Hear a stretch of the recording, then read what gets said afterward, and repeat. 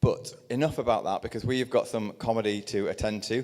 And our next act is absolutely hilarious. They are fantastic. And actually, their accolades are so lengthy that I'm going to refer to my notes to tell you all of the things that they've been involved in, because it is a huge list. So our next comedian has been a writer for BBC One's Miranda and Not Going Out.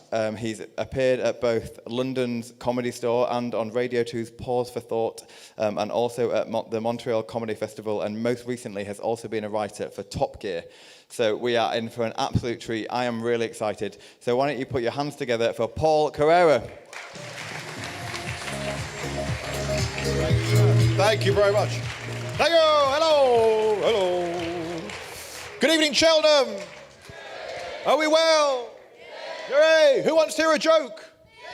Okay, some of you, yes, we thought, meat raffle, pub quiz, what are you going to bring for us? Here's a joke. Let's have a pub joke. Okay, little standard pub joke. Man walks into a bar, goes up to the barman. He says, all right, mate, I could do with a laugh. Is there any comedy around here tonight? The barman says, yeah, if you go to the church, the Trinity, there's a comedy night in the church tonight, right? So he goes in there. He says, all right, I'm here for the comedy. And they say, great, we'll put you on last. You've got about an hour. He said, no, I didn't mean like that. I wanted to just watch some... it's a true story. We'll give it a go. A bit daunting, but it'll be fine. No, it's lovely to be here. I've been here before, so that joke doesn't work if I've been here before, does it? Was anyone here seen me before here at this place? One person, lovely, excellent, good repeat crowd. Means the same old jokes, which is always nice, But no, but things have changed. Things have moved on. We have. I think the first time I came here, I may have even been single. I got married though a few years ago, which is nice. Woo, yes. Give me a cheer if you're married. Yeah, we sound nearly happy about that fact. Men who are married, hello. Out of interest, did you get to say much about what would happen in the wedding day itself? No, well done to the one man even daring to answer the question there. A lot of other men looking at their wives, can I answer the nice man? No, we know our place, don't we, gentlemen? We know our place. We know our place. The one thing, I got to plan one thing for our wedding, because I thought it was our special day. No, it's her special day, isn't it? That's what I learnt. She'd already planned the wedding since the age of 7. So it was all themed on The Little Mermaid. You know, we went with it. The one thing I was allowed to plan was the first dance. She said, I know you like a project and music's your thing. You can pick a song for the first dance, all right? Any ballad from the 80s, that would be brilliant. And I chose a lovely 80s ballad from U2 called I Still Haven't Found What I'm Looking For. Beautiful, beautiful. Gets you there, doesn't it? Gets you there. Bread knife, John Lewis gift list. And... but it was a good do, lovely. Of course, you get married, you get your ushers as well, that was lovely. Got my 5 best friends, really. All wore exactly the same thing as I did. In case I didn't make it, they can shuffle in, that's how it works. And it was a good... I do like my music, I like my 80s ballads. For me, that is the pinnacle of music. My wife knew that full well, she knows I'm an 80s ballad fan. I've tried to get into modern music, but I'm not, I've tried. You know, I tried R&B, I'm not R&B, look at me. I'm R&R at a B&B. That's more my level. Do you know what I mean? For me, it all peaked with a power ballad. That's what it's all about, an 80s power ballad. Can't live if living is without you. Epic. That's music at its purest, isn't it? Always for the start or the end of a relationship, I find, though. It's never a power ballad for the middle. 30, 90 years you're stuck together, is there? There's nothing for the day-to-day. Nothing that says, you know, I do anything for love, but it is your turn to put the bins out. There's nothing in that zone. If you leave me now, the council tax will go up, so not really worth it in this financial climate, is it? But yeah, all good fun. So how are you doing, Cheltenham? Is Cheltenham going well? We're kind of riding through. It seems like a nice place. Is it a good place? Are we from Cheltenham? Most of us. Anyone not from Cheltenham? Where have you come from not Cheltenham people? Where have you come from? Anywhere far? Glasgow. Wow, that's well done. You made an effort. That's good. There is nearer entertainment than this to Glasgow tonight. I don't want to break it to you. To be fair, he did add originally. I just tried to kind of... so you're Aboriginal, is that what you're saying? No, okay. Glasgow originally, very good. So we've got Glasgow. We've got any others, anyone more exotic than Glasgow? Edinburgh is going to kick off. Okay, easy. Probably best that you're way over there and he's down here. Everyone else in the middle, you're in trouble, all right? Okay. I love Scotland. I'm a big fan of, I'm a Cornishman originally. So oh, wow, cool, there's more Cornish in than Glaswegians and Scots put together. Where, are you from Cornwall? Obviously, otherwise it'd be a weird thing to cheer at, wouldn't it? Some sort of evil hypnotist being in early. When he says Cornwall, cheer, for no reason. Where are you from in Cornwall? Bude, there you go, my kind of town, Bude, on the north, south, east, west coast, yay. In the middle, right, and it's west of Devon. That's all you need to know. Everything's west of Devon down there. It is, yeah. Cornwall, good to know. We got any Devon in? We got any Devons? Oh, boo! He's kicking off. Worse than Glasgow, Edinburgh is Cornwall, Devon. Oh. All purely based on the order in which you put the jam and the cream on the scones. That's the only thing dividing us. Forget Brexit. The scones is what is dividing the West Country to this day. It's ridiculous. Obviously, so you're Devon, is that right? Where are you from in Devon? Exeter, I've heard of that. That was a test, and if you could name someone from Devon, well done, you passed. So would you care to educate the room in which order you would put a jam and cream kind of combo on a scone? What would you do? Cream then jam. If you could ever hear, stop that applause right now. That's incorrect. Devon way, cream, but Cornish way is, of course, jam and then cream and then more jam and then more cream and then more jam and then all wrapped in a pasty and then a slow, painful death. It's beautiful. What a way to go, though. What a way to go. We got a big problem. I eat way too much. I grew up eating a Cornish, the Cornish high tea basically is you've got your scones and you've got your pasties and you've got your sort of malt loafy thing and you've got all that sort of the coloured bread thing. They love it. Anything bread-based we love in Cornwall. It's absolutely amazing. And I've been battling, if you've not seen me before, I put on a little bit basically. So I'm trying to lose a few, I'm trying to lose a few patronising friends who got about the gym all the time, to be honest. That's what I'm really want to get shot of from my life so I can enjoy my eating in peace. And I do love to. We went on one of these all-inclusive holidays. Have you ever done one of these? It's non-stop buffets. It is crazy. Breakfast, lunch and dinner. In fact, even more than that, because breakfast is like 7 till about 11:30, right? Then lunch kicks in 11:45 till 3, all you can eat. Then afternoon, sort of the snack bar, 3 till 5 to carry you through till tea time in case you get peckish with pizzas, hot dogs and ice creams. And then tea is like 5:30 until midnight. And that's about when you round off at the end of all that, of course, with about 12 different puddings because you think, I've paid for it all. I've got to try all of it, All this is mine now. It's just a case of what I can fit in to take home. It's all it is. It's like packing in the luggage. Same thing. Just throwing it in there. So that's what the all-inclusive is all about. And you've got a wristband to show you're meant to be there, like you get at the leisure centre. But it's the opposite of exercise, right? And apparently there's a swimming pool there. I never saw it. I was in the restaurant.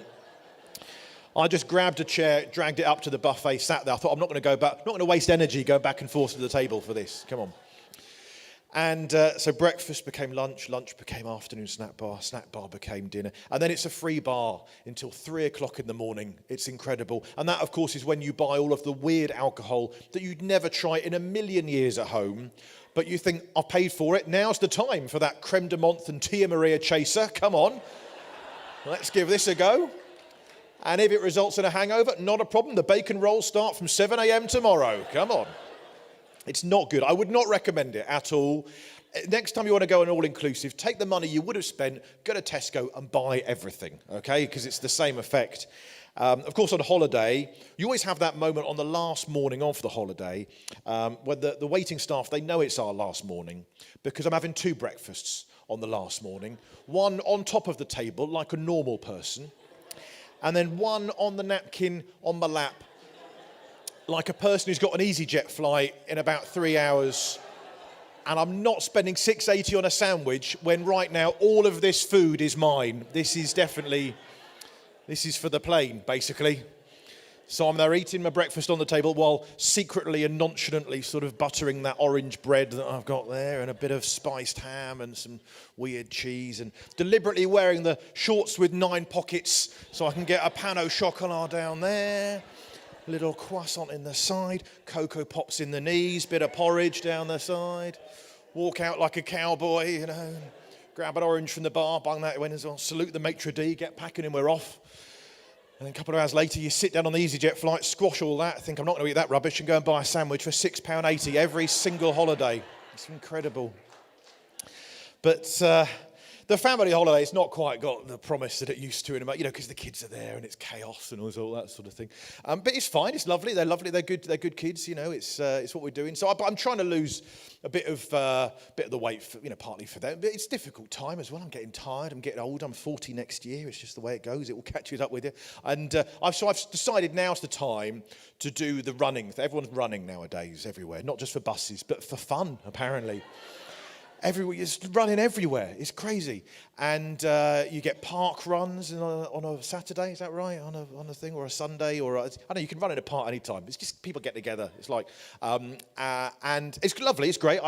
Well done to you if you're a runner. Good work. I've tried the Couch to 5K thing. Are you familiar with this little app? I don't know why I do this. That's the app sign. You get a little app thing on your phone, and it's meant to get you running from the couch to 5K. It's not got quite as much couch as I was hoping, if I'm honest. I really thought day one, complete box set, you know. Day two, wind down with a few Breaking Bads and a Sherlock, you know. But no, straight in with the running, you know, day one. Build you up slowly. They say, you know, just run for 20 seconds, then recover for 10 minutes, you know.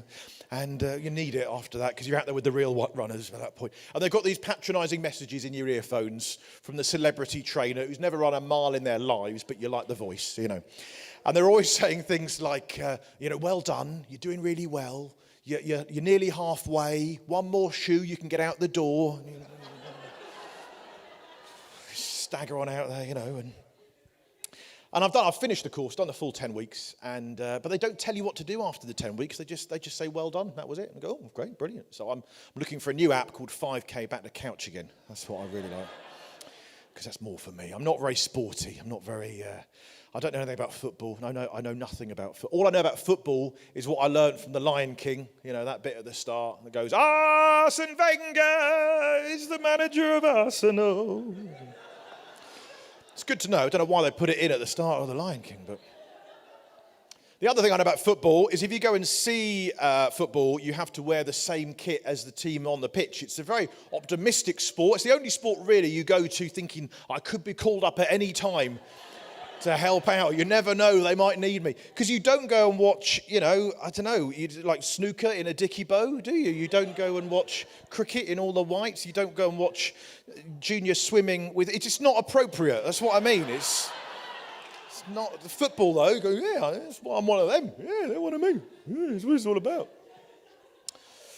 So no, I should tell you about my family. I grew up with a family. Obviously, I've got a half brother. Well, I've got two half brothers. Well, one brother, but that was before the accident. And so that's good. When you become you know, I've got these two kids of my own now. These sort of, you know, diminutive lodgers with us for a couple of decades, and it's.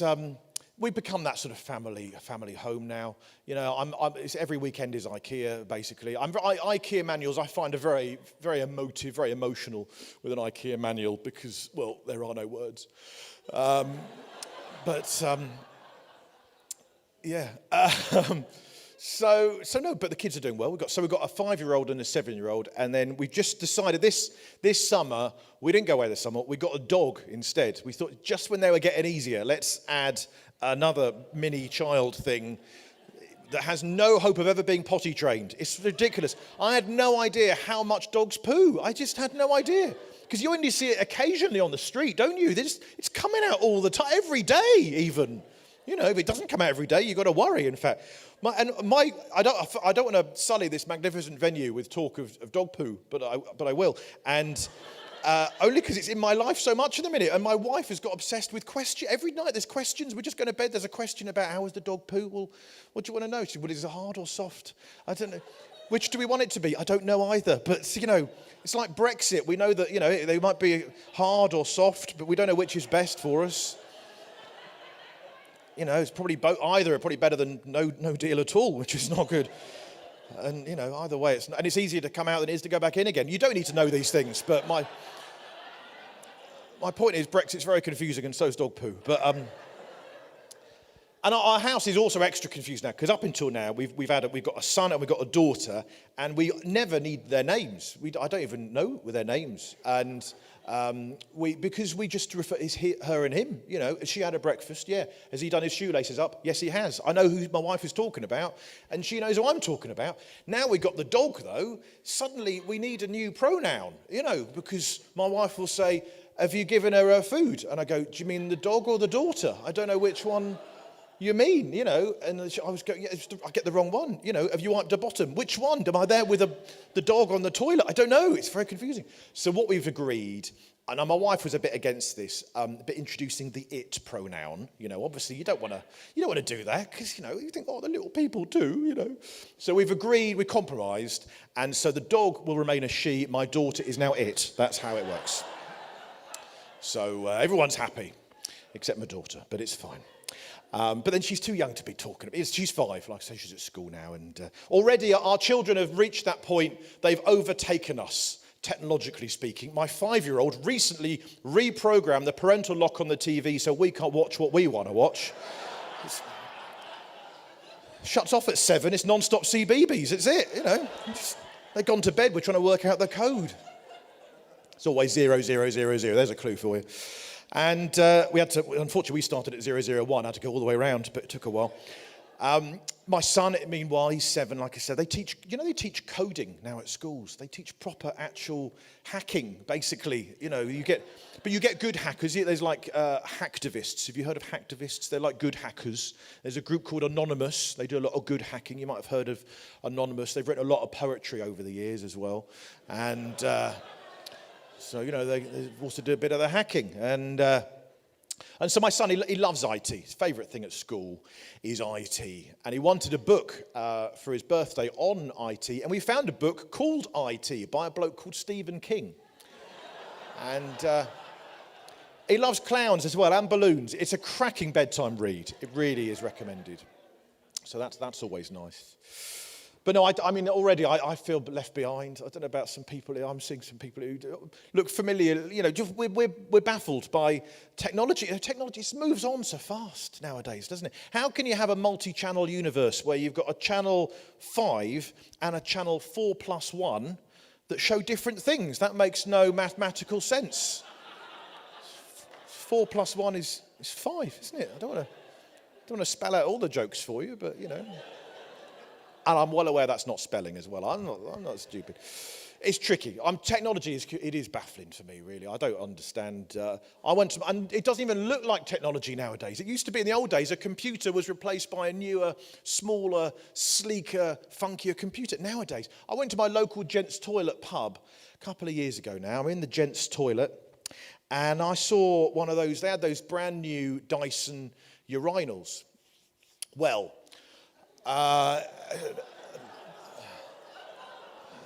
long story short, they're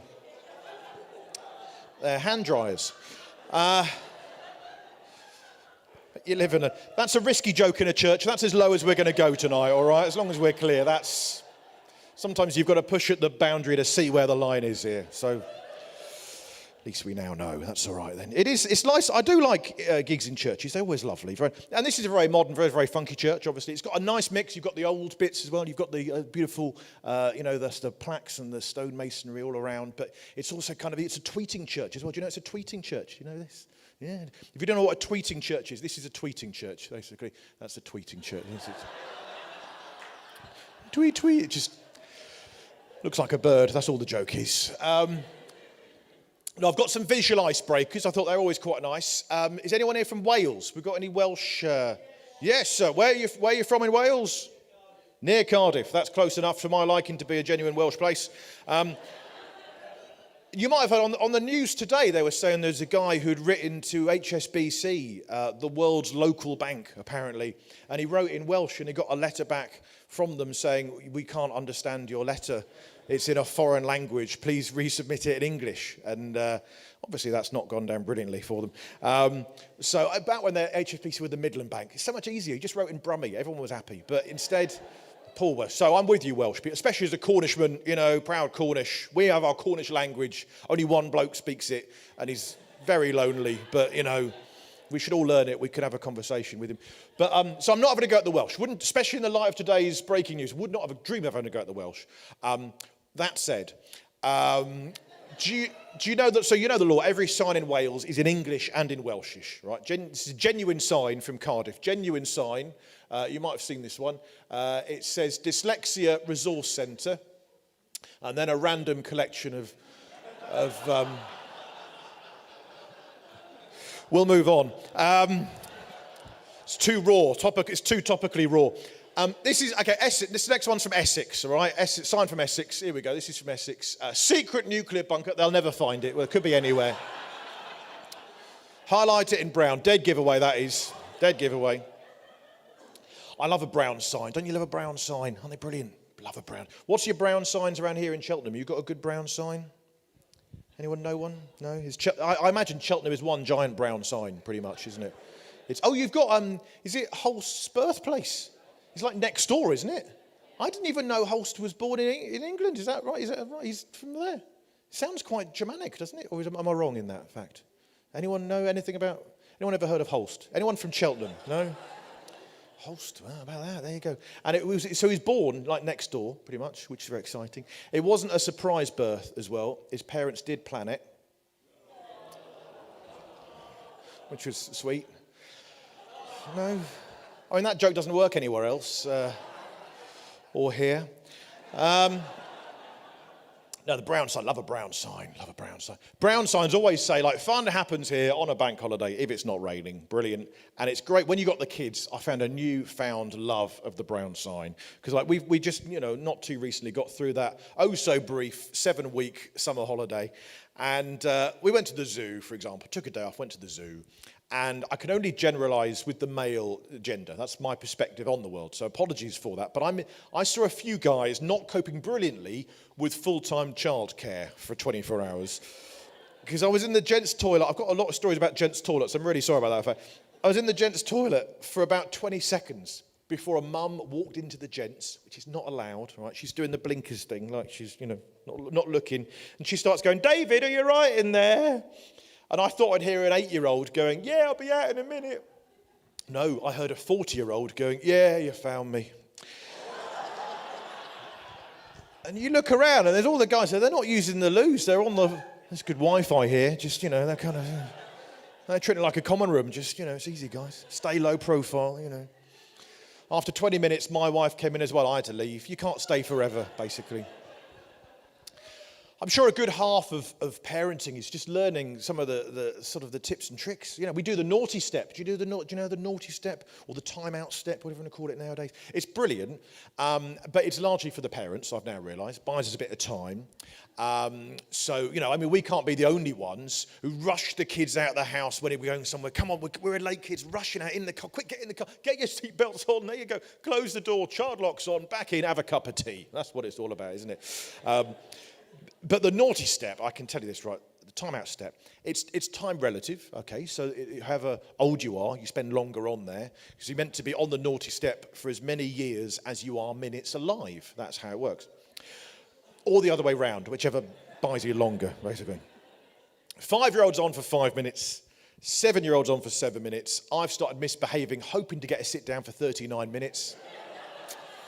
Read the paper and everything. Nope, doesn't work for me, apparently. Only works at home as well, I've noticed, because our naughty step is the bottom of the stairs. This is where we keep it. It's just there. It's kind of fixed, We're out and about recently. We're out shopping and the kids are mucking around. I said, "One more time, you're on the naughty step." And they kept mucking around because they knew we're not at home. There's nothing I can do. But I had to carry through on my threat. So what I'm saying is, if you're out shopping, just avoid escalators, basically. They just get to the top and judder for 5 minutes. It's not pretty. You just get looks, And of course, Christmas is coming up. We get the Christmas jumpers every year for the family. That's always a nice thing. Didn't work out when the kids were young, though. We tried to get the newborn Christmas jumper. And this is what we saw, genuinely in Tesco's, right? See if you can spot what's wrong with this image, right? There you go. It says, "My first Christmas." There it is, "My first Christmas." Size 18 to 24 months. And what use is that to anyone, really? It's not a first Christmas, is it? It's a second Christmas, you know. I think we all know what that really is, don't we?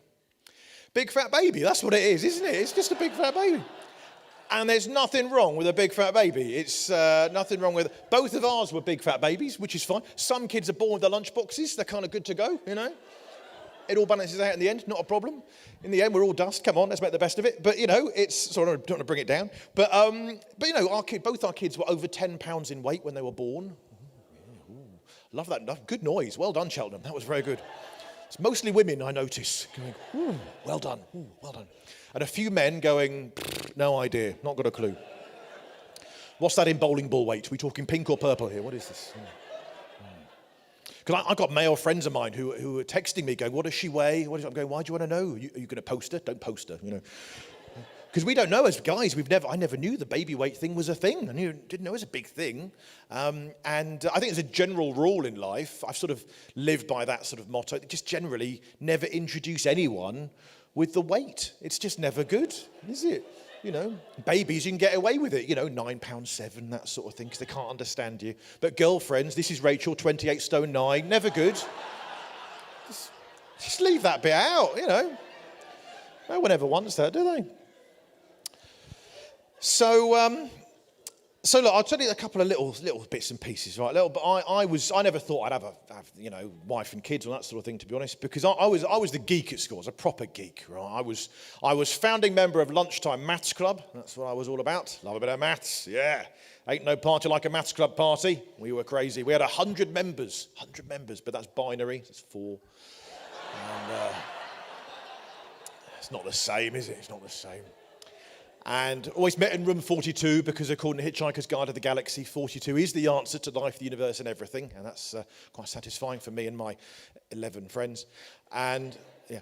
And we had a film club. I set up Lunchtime Film Club as well. That was my other sort of geeky side. And so we had films like this. I'm sure you'll know this film.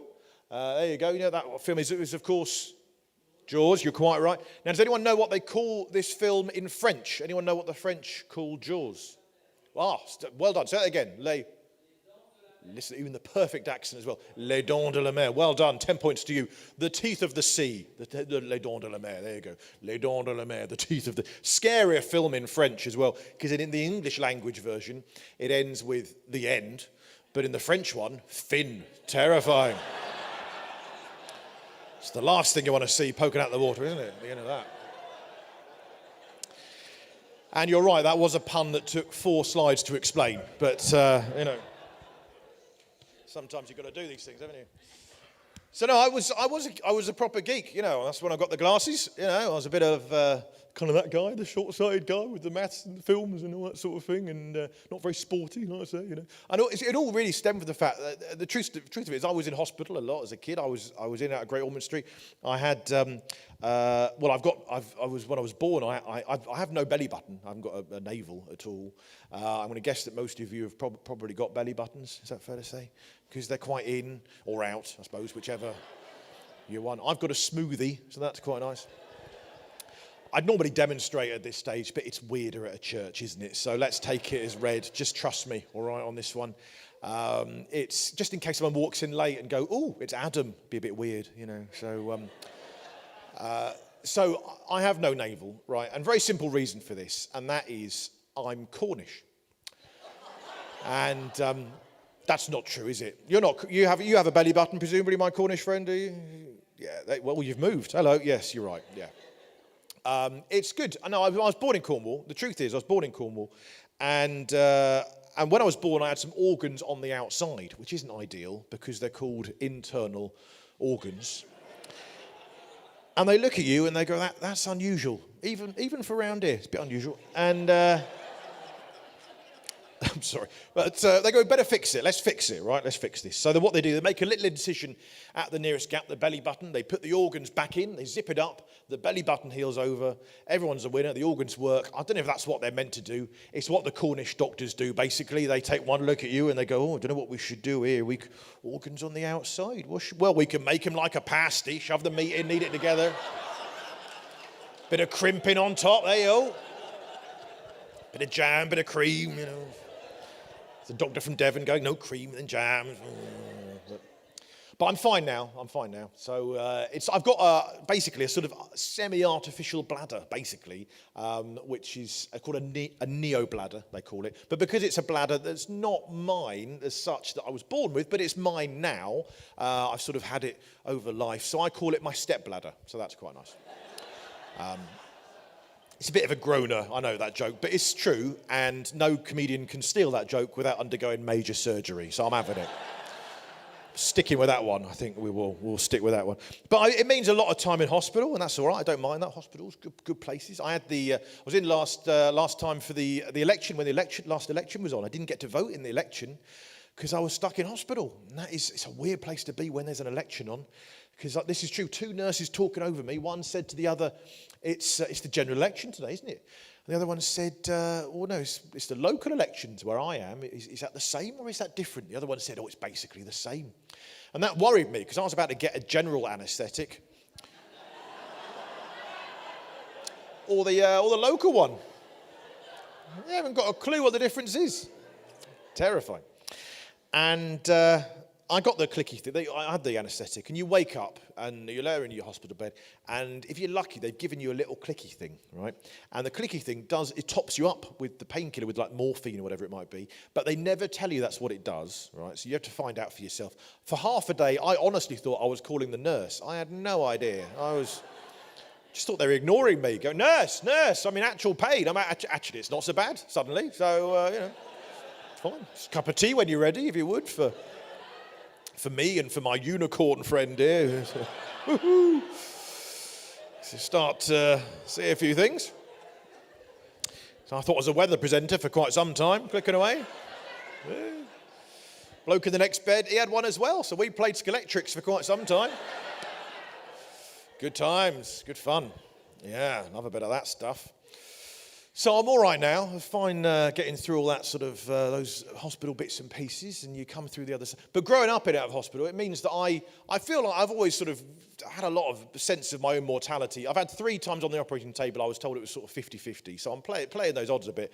And from an early age, I was kind of puzzling out, I think, a lot of kind of God stuff, a lot of religion, and whatever it was. I didn't think of it as religion as such there, but just kind of a way of thinking about the world, really, you know. And so I was sort of puzzling that stuff out quite early on. And so one of the things I always like to try and do is kind of puzzle out how best to communicate, you know, because the Bible is the best-selling book in the world. You might have heard of this. The best-selling book of all time is the Bible.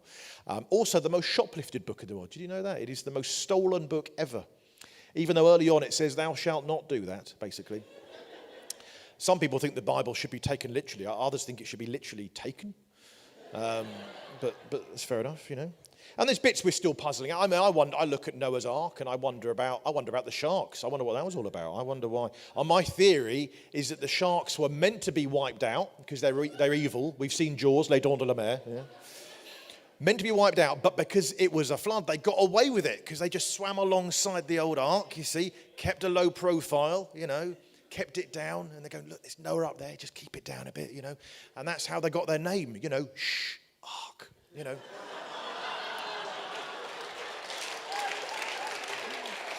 Oh, man.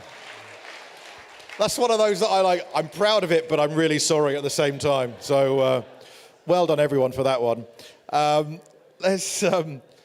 Let's do a bit of this now, right? I think you ready for? I think we should have a bit of a sing-song. Should we have a biblical sing-song? How about that? That's what we need. A little bit of biblical, because there is. I think it's just part of communicating what's it is, whether you believe it or not, right? And the Alpha Course obviously is a chance to air some of these questions and to actually puzzle these things out together in groups and questions, and it's fine. Let the questions take you where you want to. But you know, whether you believe in it or not, you've got to know this is the best-selling book in the world. Culturally, we need to know it better, I think. This isn't a joke as such, but one of my bosses over the years has been Lee Mack, who I do right not going out with him, and we're still doing it this week. In fact, 12 years on, I'm surprised as anyone, but they're still making it, so I'll take that. And Lee Mack was on Desert Island Discs a few years ago, right? You might know Desert Island Discs. They actually say you can have a book with you on your fictional desert island, but you get the Bible and Shakespeare as standard, and you can listen back to it, right? Lee actually says I would definitely take the Bible, because he said, I find it amazing that as a man of my age, I'm in my 40s, very happy to dismiss what's in it, but I've never even opened a Bible. And he said, he said, if aliens came down and said, tell us all about Earth, tell us all about it, you go, well, there's this book that purports to tell you, about a way of living and a story behind it all. And some people believe it to be true, some people don't. And the aliens would say, brilliant, what's in this book? And you go, I don't know, I've not bothered reading it. He thinks, isn't that mad? Isn't that absolutely crazy? So Lee would say, definitely, I'm going to read my Bible on my desert island. And I'm hoping he gets a chance to open it before he's marooned on one, But I think there's a hunger in all of us, Christian, non-Christian, to know a bit more about this. It's important we know some stuff in it. So that's what I'm going to I wanted to do a bit of now, right? Because there is, it's a bit we're familiar with bits, and certainly you get to the New Testament, we know the Christmas story and that sort of thing. Simon Peter, you might be aware of, he's one of the disciples, sort of the lead disciple, denies Jesus 3 times, quite famously. But then Simon Peter, he never said Simon says. So I don't know if that actually is what he meant. So bear that in mind.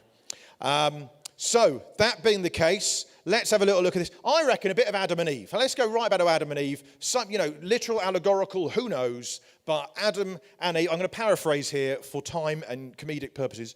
But I reckon, as far as I'm concerned, Adam was there. And God said to Adam, I'm going to create for you a woman. And Adam said, no. Do you think I was born yesterday? And God said, well, you were, if you check the diary. And there's no saying they got on straight away. Eve might have looked at Adam and said, look, mate, if you were the last man on the planet, oh, you are, okay.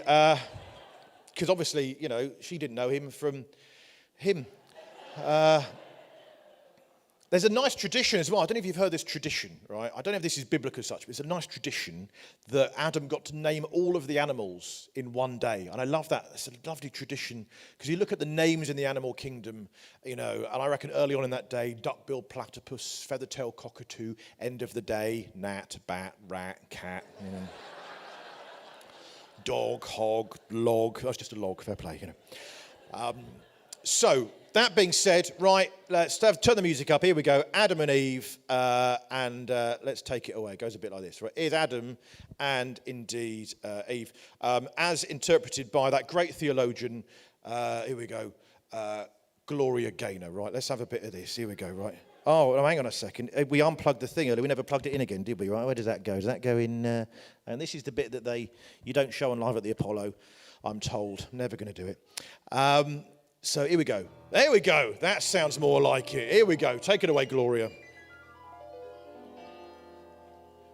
First mankind was made before we multiplied. Kept thinking God and man could live together side by side.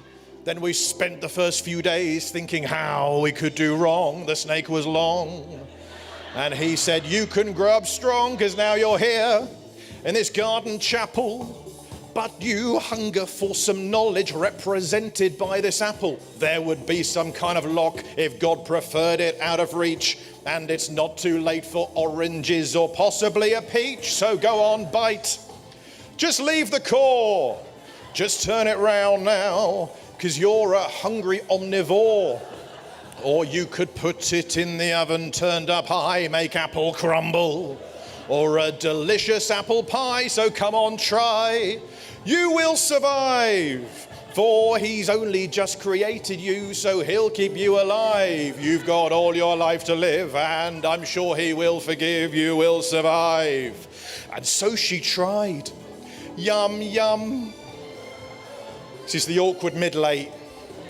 This is the dad dancing opportunity now. That's what that's all about. There you go. The old 4-step. Here we go. Right, this is Adam's chance now. Adam's going to have a little bit of food. It took all man's strength he had not to follow suit. Kept trying hard, but can't resist his 5 a day of fruit. And so they spent that next long night feeling sorry for themselves. They knew they're nude. They now found it rather rude. So God said, hey, it's no guilt trip. But I just left you in the night garden, and isn't that a pip?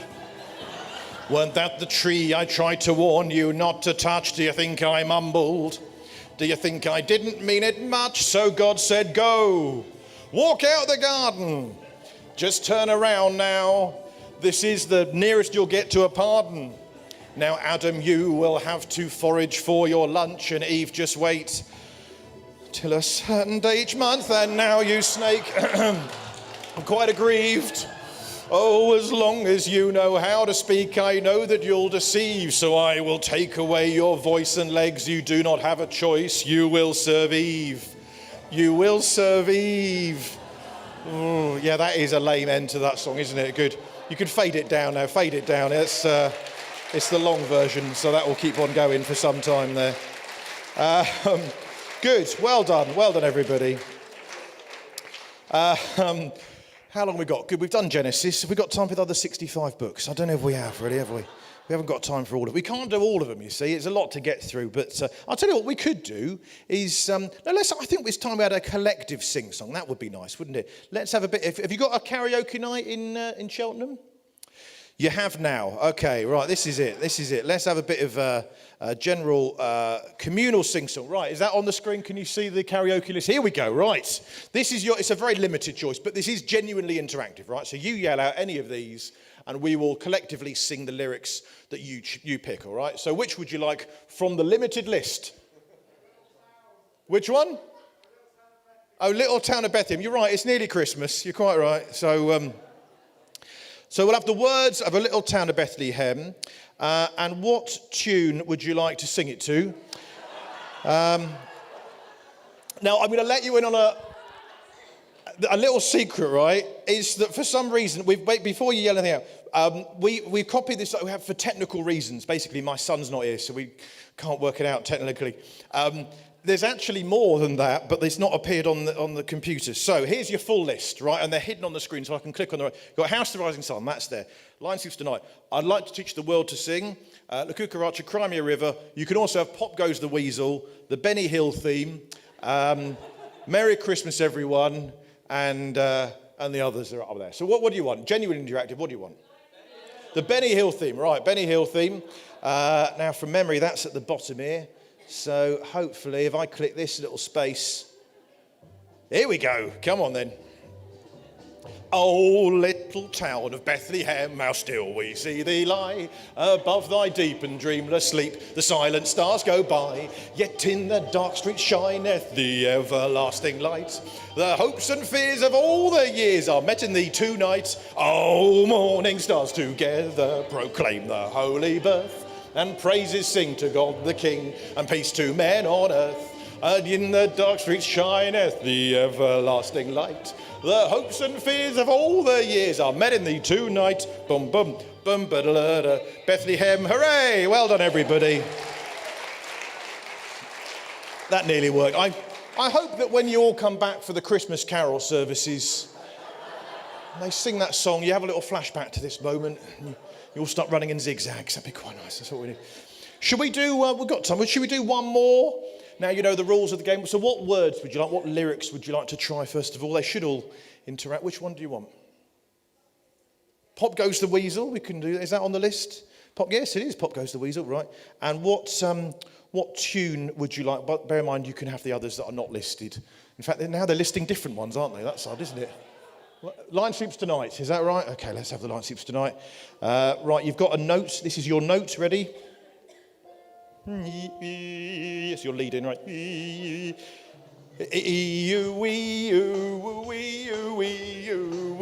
Oh, whim away. Oh, whim away, oh, whim away, oh, whim away, oh, whim away, oh, whim. It's a long lead in, to be honest. Whim away, oh, whim away, oh, whim away, oh, whim away, oh, whim away, oh, whim away. Here we go. Half a pound of tuppenny rice, half a pound of treacle.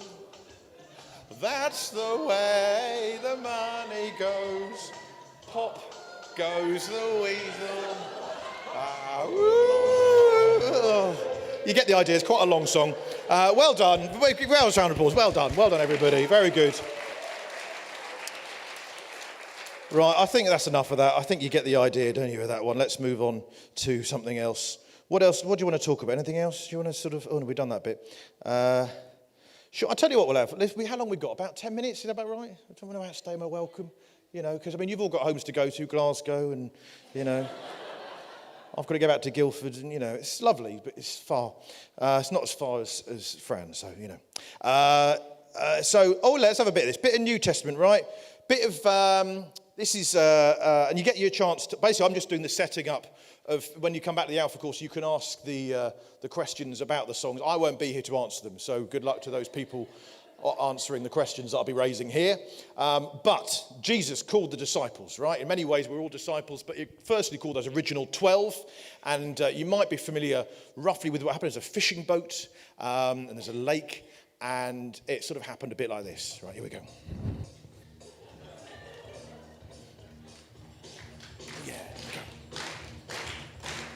Well, sometimes I go out by myself for a walk across the water. And I think of all the things, what I'm doing, and in the boat I see some fishermen. 'Cause since I've come on here, well, you 12 are in a mess. And Peter, I don't care that you still are fully dressed. Won't you come on over, stop making a fool out of me. Why don't you come on over, Galilee? Galilee, Galilee.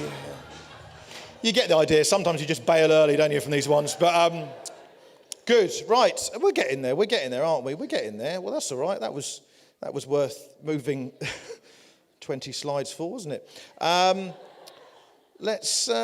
Well, we've got a couple of different ways we can finish. Oh, I'll tell you what we'll do. Let's do a bit of this first, and we might come back to that. I've got a rap, and you look quite young, and I'm 40 next year, so maybe we'll leave the rap. Let's instead remind ourselves of the aging of life. This is my daughter, right? There's a picture of my daughter. There she is, right? Oh, I know. She's older than that now. Basically, we took her to Chessington World of Adventures on the roller coaster, and. The third time round, she loved it, you can see. First two, not fussed, but third time, we went with her. That was the main difference. And I know I've only put this here, right? This is just one part of the sort of story of my life, really. Like I said, I grew up in and out of hospitals, really. 99 operations in Great Ormond Street Hospital before I was 5, which is a lot, and it's frustratingly one shy of 100 as well. You'd have thought they could find one more thing to do, but no. And so in our hospital quite a lot. And one of the things they told me early on is they said, I won't be able to have kids. They said, because of all the stuff we've had to do to kind of make your organs work and things like that, no kids for you in the future. So I knew this as a kid, which was an unusual thing. A lot of people struggle with this going through. And I don't take this lightly. It's a big thing I know for many people. And my wife and I, we struggle with this a lot because we went through this process. We were there thinking, because I knew this as a kid. I'd written off kind of relationships and girlfriends and things and embraced geekery and all this sort of stuff, thinking, because as a 5-year-old, I was told this. And my parents knew this, and my doctors knew this, and obviously then my wife knew this because I told her at the altar. And, bury it in the vows. That's my recommendation. And but then the thing is, you just don't know. And I'd say that it's not a one answer fits all thing, but just in the way it worked out for us, we just didn't know what was ahead. We didn't, we got a house, everything, thinking that we didn't need kids in there as well. And then miraculously, somehow, my wife became pregnant. So who's the daddy? I mean, genuine. No, it is me. It is me.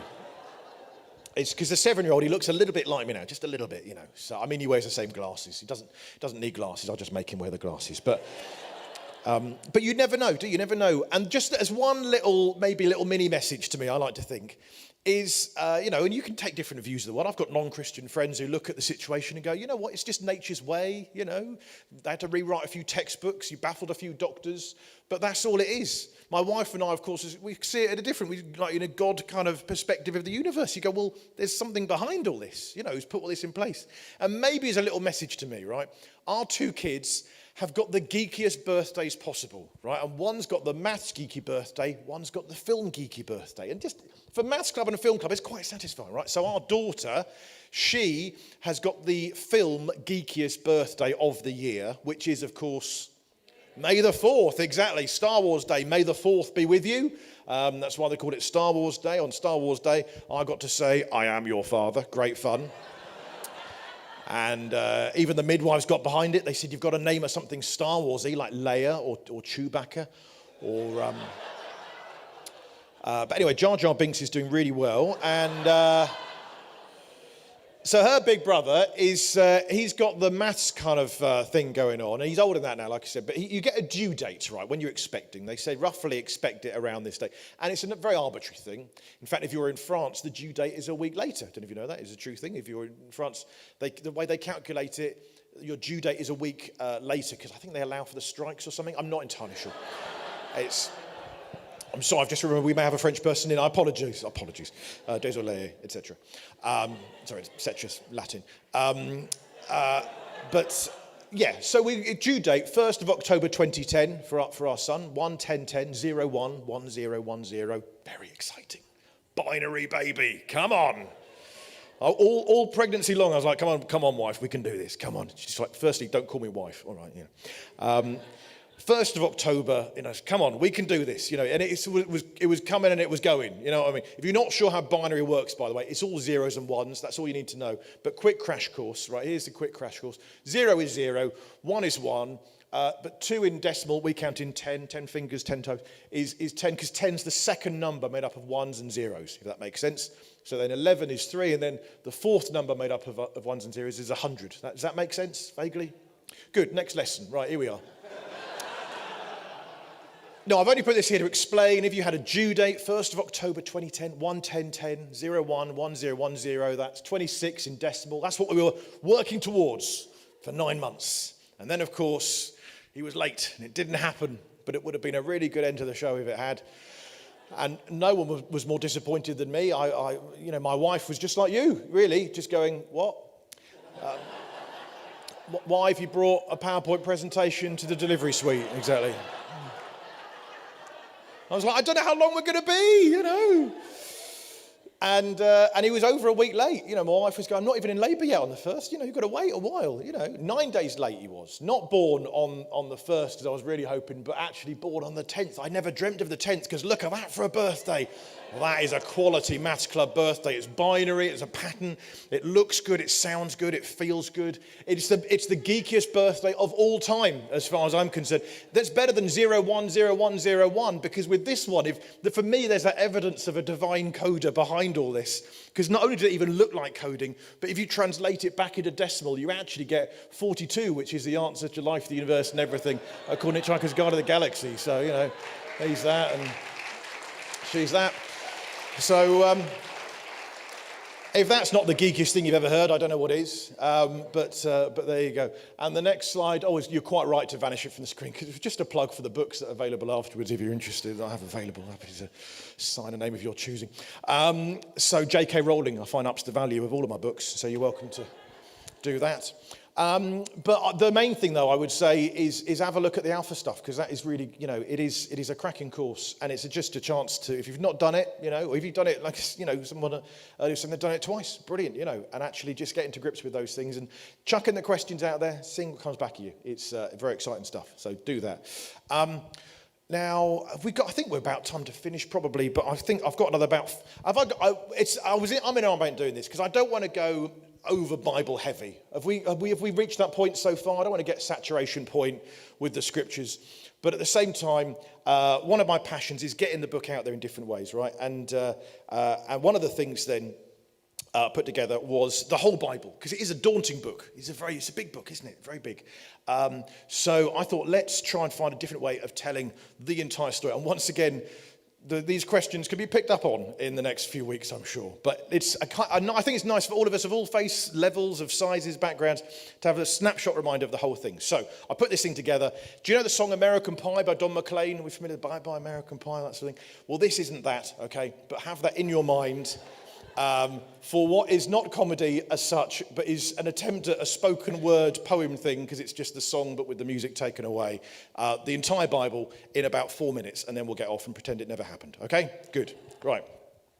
A long, long time ago, God created heaven, earth, and firmament. And he created sun and sky, the birds and beasts, a gal, a guy, and everything was perfect. Heaven sent. We should have listened, but we didn't. Ate the fruit that was forbidden. Should have begged God's pardon, but he threw us out the garden. And Cain saw Abel full of pride. So Cain committed fratricide. That first whodunits open wide, the day the first man died. So bye, early days of mankind. Old man Noah's in the know about the end being nigh, because God said, go and build an ark to keep dry. Then a rainbow will light up the sky.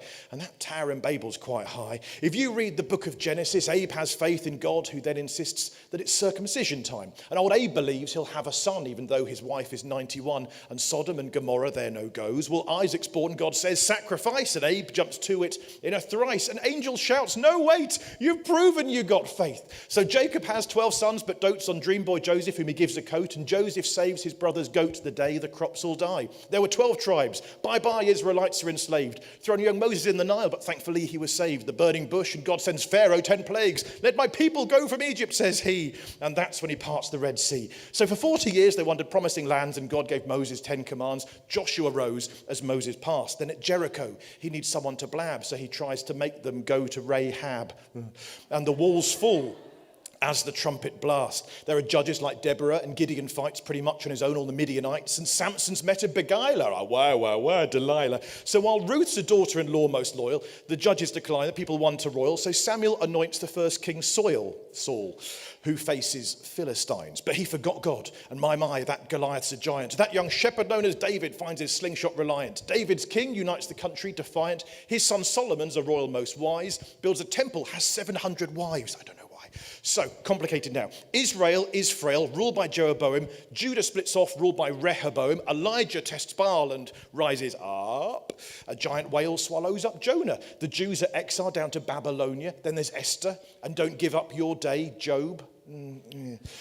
There's halftime wisdom from David's Psalms, while Solomon's proverbial message calms. There's a time for Ecclesiastes, and Song of Songs is 50 Shades of Grace. While Isaiah prophesies Messiah, there are lamentations from Jeremiah, and repent nations, says Zephaniah, and then Jerusalem fell. They sacked the temple, and Haggai did some prophesying. Zechariah, Joel, and Amos longed for living in Zion, and good old Daniel dodged a big hungry lion. Malachi said, soon the day of the Lord, and in the beginning was the word. We're over halfway. So Joe and Mary go to Bethlehem, have a wondrous baby, meet a few wise men. Now's the time to start again. So come on, John be nimble, John baptize. Jesus ain't tempted by the devil's lies. He's gone fishing for a dozen friends. And as they watch him on the mount, and he feeds more folks than they could count, he raises Jairus' daughter, and he even walks on water. He says to love our neighbour, turn the other cheek, watch for planks in eyes, and blessed are the meek. Triumphal donkey riding starts that week when he knows he's going to die. The Pharisees said, bye, gonna crucify. Old Pontius had no conscience, so he ended the trial. And them good old boys communed with bread and red wine, hearing this will be the day that I die. And on that cross, he looked up and asked why. I met a man called King of Jews, and he returned with such good news. A rolling stone, an empty grave. And some went to that sacred place where they saw him risen face to face. He ascended, and the Spirit came to stay. And in Damascus, Paul found Jesus, taught grace to Romans and Ephesians. Corinthians learned, love's patient, and it's not about laws, Galatians. And James said, live well, do not boast. And the Father, Son, and the Holy Ghost. Well, Paul and Peter kept them close, and then those martyrs died. But the church learnt, love, said in 1, 2, 3 John. Hey Jude, don't be afraid. Slaves saved in Philemon. And good old John concludes his revelation saying, let me tell of visions I glimpsed. His postscript is post-apocalypse. You've been very patient. Bible ends in new earth and heaven. There'll be 7 seals and 7 bowls and trumpets. Yep, 7. And the good book ends, oh, he is coming again. The grace of Jesus be with you. Amen. Good night. Thanks for having us. God bless you. Thank you all. Cheers. Thank you much. Thanks, Paul. Ladies and gents, give it up one more time for Paul Kerensa.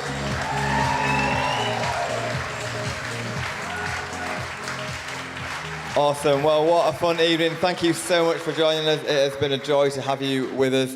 Just to mention one last time, there'll be some people at the back waiting to answer your questions about Alpha and sign you up if you would like to join us. There's also some chocolates on your way out, I think, as well. So thanks so much for being with us. Have a great week. Thank you.